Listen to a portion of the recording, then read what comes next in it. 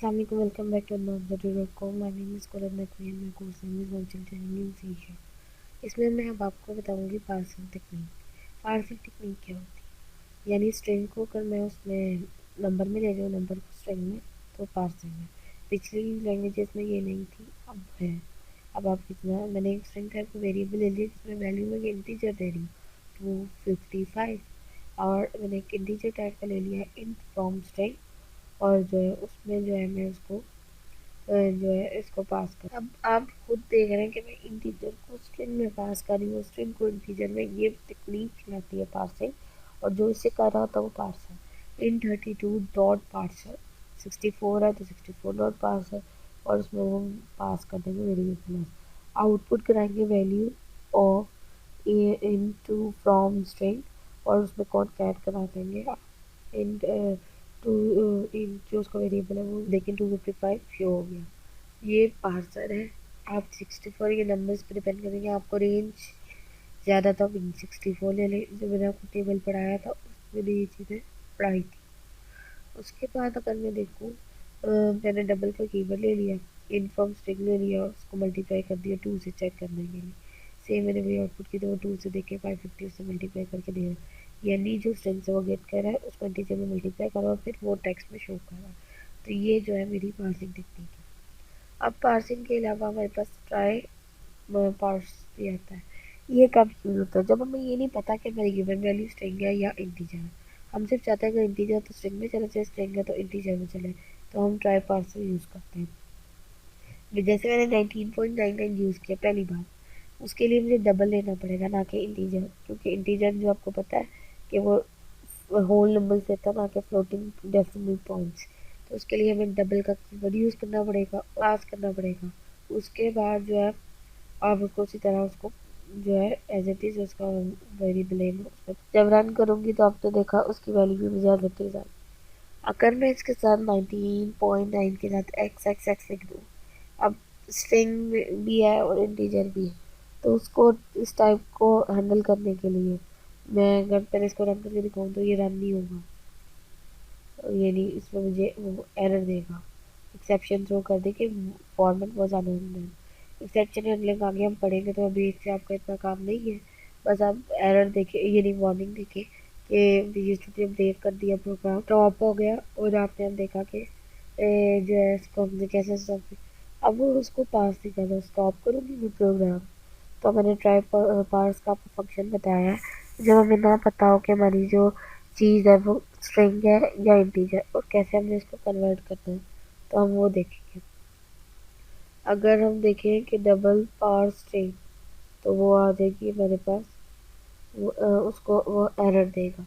तो हम try parse का कीवर्ड यूज़ करेंगे, पार्स हटा देंगे, और इफ एल्स में यूज़ करूँगी मैं कि इफ़ ट्राई पास दिस, अगर तो वो सक्सेसफुली हो जाता है तो वो मुझे मैसेज दिखा दे, यानी वो उसकी वैल्यू दिखा दे। अगर नहीं होता तो वो मुझे जो है इजीली वो करा दे। इसको कमेंट आप वैसे भी कर सकते हैं, मैंने उस पर एडवांस में जाके किया है। अब मैंने जो है डबल टाइप का वो ले लिया, double two string, double form string, और उसमें जो है उसको मैंने इस तरह देख लिया, इफ स्टेटमेंट यूज़ की, टैब किया तो उसने जो स्ट्रक्चर दे दिया। आपको बताइए बुलियन रहता है ट्रू और फॉल्स। आप इसमें एक्सप्रेशन भी पास कर सकते हैं। तो जब मैं एक्सप्रेशन पास करूँगी तो आप देखेंगे एक्सप्रेशन कैसे रन होगी, इजीली ऑटोमेटिकली वो उसको रन करेगा और देखेगा कि हम कैसे इसको यूज़ कर सकते हैं। सिंपल मैं वही चीज़ इसके अंदर लिखूँगी और इसको यूज़ करते हुए इसको पास करवाऊँगी, तो ये जो है हो जाता है, यानी इसको पास करता है, रिजल्ट रिटर्न कर देता है इसको, तो कह दे उसकी वैल्यू आउटपुट करवा दे, और आउटपुट की स्टेटमेंट में वही वाली यहाँ कॉपी पेस्ट कर दूँगी जो मेरे पास। वैसे ही मेरे पास जो मेरे पास कॉपी पेस्ट आउटपुट है, उसको मैं देखती हूँ, उसको मैं यहाँ से कॉपी पेस्ट करूँगी, तो उसको जो मुझे मुश्किल ये आएगी कि जैसे मैं इसको कॉपी पेस्ट करके रन करूँगी तो वह रन तो हो जाए सिंपल एज इट इज़, जिससे मैं इसको रन कराना चाहती हूँ। लेकिन अगर वो एरर देता है, सेव किया रन किया, लेकिन उससे पहले एल्स की कंडीशन लगानी है, तो एल्स में वो कहता है parser couldn't pass, value can not be passed, couldn't be passed. अब कुछ भी आपको मैसेज प्रिंट कराना है, आप वो मैसेज प्रिंट करा सकते हैं, उसको यूज़ करते हुए अपना काम कर सकते हैं। जैसे ही मैंने ये पार्सल पास किया तो आप देखेंगे कि पास हो जाएगा, सेव करूँगी तो सेव भी हो जाएगा। तो अब जब रन किया मैंने तो मुझे 19.99 रिटर्न कर है, एक्स एक्स रिमूव करके, और उस पर क्या मेरा काम हो रहा है। आई होप सबको समझ आया होगा कि कैसे हम पार्सिंग कर सकते हैं और पार्सिंग को करते हुए हम फर्दर कैसे प्रोसीड कर सकते हैं। तो उसके लिए ज़रूरी है आपके पास इसका नॉलेज होना, और कैसे आप इसको करेंगे उसको। पार्सिंग को बहुत फेवरेबल तरीके से यूज़ कर सकते हैं, आपके ऊपर डिपेंड करता है आप कैसे उसे यूज़ करते हैं।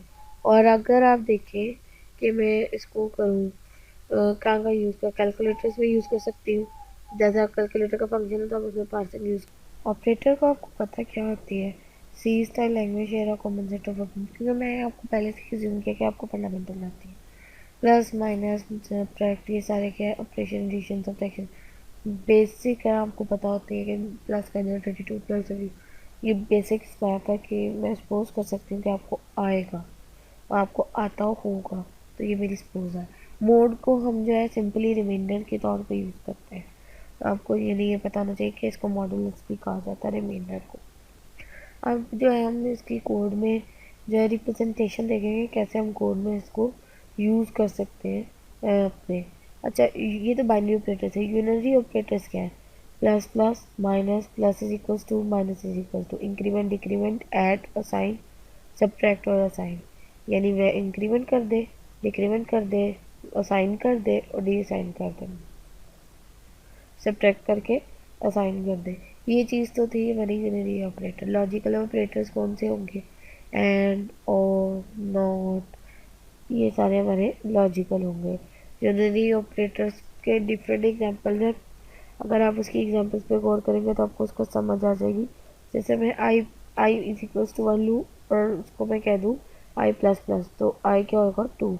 इसमें ज़रा थोड़ा सा आ जाता है प्री फिक्स और पोस्ट फिक्स। प्लस प्लस आई और आई प्लस प्लस में क्या फ़र्क है, और इसी तरह प्लस प्लस और decrement determines whether math occurs when math occurs. I 42 है, राइट लाइन मैंने आई प्लस प्लस कराई और आई को ऐसे लिखवाया। और अब आप इसके अगर मैं इनपुट देखूँ 42, और आई क्या है, पहले वो वैल्यू एक्सेस करेगा फिर इंक्रीमेंट करेगा। आई की वैल्यू क्या 42, इंक्रीमेंट कर देगा 43। अगर मैं प्लस प्लस आई लिखती तो वो क्या करेगा, पहले इंक्रीमेंट कर देगा फिर जो है वो उसकी वैल्यू एक्सेस करेगा। आई में इंक्रीमेंट कर देगा पहले फिर उसकी वैल्यू पे जाएगा। लेकिन आई प्लस प्लस में क्या है, पहले वैल्यू पे जाएगा फिर इंक्रीमेंट करेगा। इसका सिंपल 42 और 43 आंसर मुझे दिख रहा। इसी तरह डिक्रीमेंट में यूज़ करूँगी, डिक्रीमेंट भी ऐसे ही सेम प्रॉपरली ऐसे ही फंक्शन करता है हमारा, और उसमें जो है हमारा इजीली उसको यूज़ करते हुए हम अपने आगे जो है प्रोसीड कर जाते हैं। ये prefix post fix same, prefix पहले पोस्ट फिक्स बाद में। आपको इसका जो ज़्यादा से ज़्यादा यूज़ आना चाहिए ताकि हमें कोई मसला ना हो सके कि हम इसको कैसे लिख। यूनिटी ऑपरेटर्स तो हमारे हो गए। अब जो है मैं चाहती हूँ कि मैथ ऑपरेटर्स को यूज़ करके आपको दिखाऊं। तो सिंपल ऐड सब्ट्रैक्ट वगैरह के उसी तरह मैंने आउटपुट्स करवा दिए, दो वैल्यूज़ लेनी वेरिएबल्स की हार्ड कोडेड। अब जो है सिंपल प्लस करा तो A plus B, value 1 plus value 2, multiply value 1 multiply value 2, divide करा the value 1 divided by value 2। उसके बाद मैंने मोड लेना था वैल्यू 1 मोड वैल्यू 2। ये सारे ऑपरेशन उसी तरह है, आप उसको वन बाय वन रन कर सकते हैं और देख सकते हैं कि किसका क्या फ़ायदा, तो किस नाम क्या चीज़ एग्जीक्यूट होगी। मेरा ये नहीं आपको मेन पर्पस बताना है कि सिंटैक्स क्या है।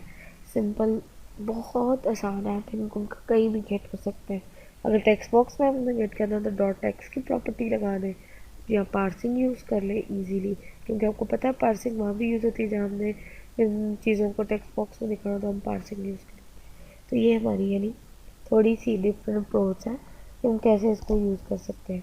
आई होप सो आपको जितना यानी प्रैक्टिस करने पे आएगा ना आपको वैसे नहीं आएगा। आप इंक्रीमेंट डिक्रीमेंट करवाना है आपने, उसी तरह आप डिक्रीमेंट करवाएंगे। वैल्यू प्लस प्लस उसको मैं प्रिंट करा रही हूँ, इसमें वैल्यू माइनस माइनस उसको मैं प्रिंट करा रही हूँ। ये सब कुछ कोड आपको साथ अवेलेबल होंगे, आप इसको यूज़ करते हुए अपना काम करेंगे। वैल्यू प्लस प्लस कराई तो मुझे 43 शो करा रहा है, 42 मेरी ओरिजिनल वैल्यू है। तो इसी तरह अगर वैल्यू माइनस माइनस करूँगी तो तब भी मुझे वही शो कराएगा। सिंपल आप उसको कैसे डील करते हो यानी डील करते हो आपके ऊपर है, आपके कैसे उसको यानी अभी देखिए मैंने माइनस माइनस यूज़ किया तो वो डिक्रीमेंट कर देगा। तो ये हमारी यानी बेसिक फंक्शनैलिटी है। बेसिक आप सिंपल कैलकुलेटर इन फंक्शंस को लेके बना सकते हैं। शुरू में तो मैं आपको सिर्फ कहूँगा कि आप दो वेरिएबल्स को आपको चैलेंज है कि आप दो वेरिएबल्स को यूज़ करें और उसको करें सिंपल कैलकुलेटर में, प्लस करवाएं, मल्टीप्लाई कराएं, ऐड करवाएं, डिवाइड कराएं, मूव करवाएं, और आप इजीली कर सकते हैं। बूलियन अगर वैल्यूज़ की बात करें तो वो ट्रू और फॉल्स होती है, यानी बूलियन वेरिएबल्स या यस या नो, बीच की कंडीशन कहीं नहीं आती। ट्रू फॉल्स, ज़ीरो या वन। स्ट्रक्चर आपको पता है, सी शॉप में बूल का स्ट्रक्चर क्या है, बूल का कीवर्ड है और उसको जो है फर्दर यूज़ किया। अब बूलियन वेरिएबल का इंस्टेंस ऑफ बूल और boolean are represented by C# by type bool। ये तो हमारी bool है। The default value when it's set to constructor शुरू में डिफ़ॉल्ट वैल्यू क्या है, फॉल्स। आप जो है उसकी चेंज भी कर सकते हैं अपनी मर्जी से। अगर आप नहीं चेंज करेंगे तो वो डिफ़ॉल्ट वैल्यू फॉल्स देगा, और अगर आप चाहते हैं कि डिफ़ॉल्ट वैल्यू ट्रू ले तो आप वो भी चेंज कर सकते हैं ईजीली, आपके ऊपर है। इक्वालिटी ऑपरेटर से इज इक्वल, नॉट इक्वल्स और नॉट। आप इसमें दो ऑपरेटर सकते हैं, अगर एंड के दो साइन। इसी तरह रिलेशन टाइप कोई less than equals to, greater than equals to is, तो ये माई टाइप कंपेटिबल है। अगर आपने ये भी करना है तो आपको दो सिंबल्स यूज़ करने हैं। आप सिर्फ लेस देन और ग्रेटर देन का अकेला यूज़ कर सकते हैं, बाकी को आप कोशिश करेंगे इकट्ठों को यूज़ करें। और अगर ये नॉन केस सेंसिटिव है, यानी अगर हमें कोई चीज़ शेयर करनी है इक्वल इक्वल लेंगे। अब जो है मैं आपको थोड़ा सा कॉन्सेप्ट देना चाहती हूँ, यानी कोई ऐसी वैल्यूज़ जिनकी आप चाहते हैं कि वैल्यूज़ थ्रू आउट प्रोग्राम में चेंज हो, तो आप कॉन्स्टेंट डिफाइन कर लेते हैं। जैसे पाई मैंने कॉन्स्टेंट डिफाइन कर दिया, कॉन्स्टेंट इंटीजर टाइप का पाई, तो उसको मैं यूज़ कर सकती हूँ 3.14। तो थ्रू आउट पर वैल्यू सेम ही रहनी है तो मैं उसको कॉन्स्टेंट कह दिया। तो मेरी जहाँ क्लास शुरू हो रही है उसके ऊपर मैंने उसको डिफाइन कर दिया और उसकी वैल्यू सेट। अब मैंने वैल्यू सेट कर दी ताकि हम इसको फर्दर यूज़ कर सकें।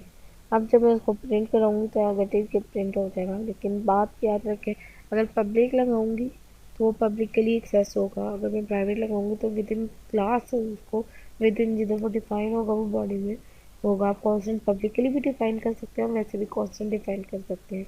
तो बेहतर ये है कि आप जैसे कॉन्स्टेंट वैल्यूज़ पाई ई, इनको आप कॉन्स्टेंट के तौर पे यूज़ करें।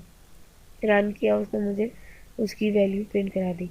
दूसरी चीज़ हम देखेंगे ई नम।